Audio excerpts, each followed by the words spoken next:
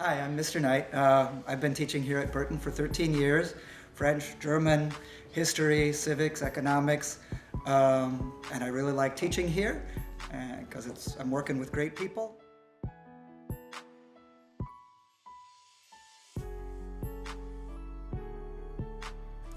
It's definitely a lack of their own self-confidence. They don't believe in themselves, so they have to tear other people down. Or they feel like they don't have their own strength, so they have to take out somebody else's. Especially if it's I always think any kind of homophobia, it's always a little bit of, well, you know, what's wrong with you that you have to defend yourself so much? It's like, he protesteth too much. So I think it's a lack of self-confidence on the part of the bullies who are trying to tear other people down instead of trying to strengthen themselves and strengthen other people. They're approaching life from a position of weakness instead of a position of strength.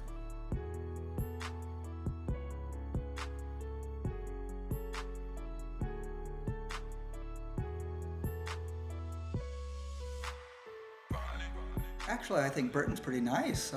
It's better than other high schools I've seen. Kids, I think, get along pretty well at Burton.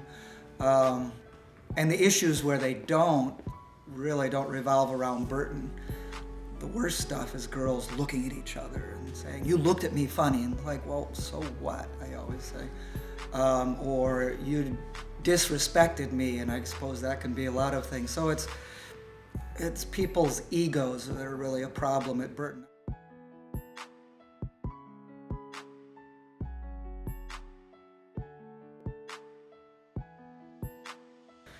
Girls are mental bullies.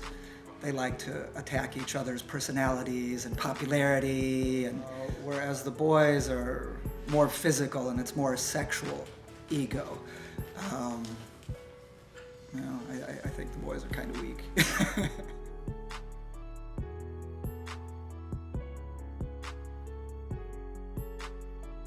Don't take it.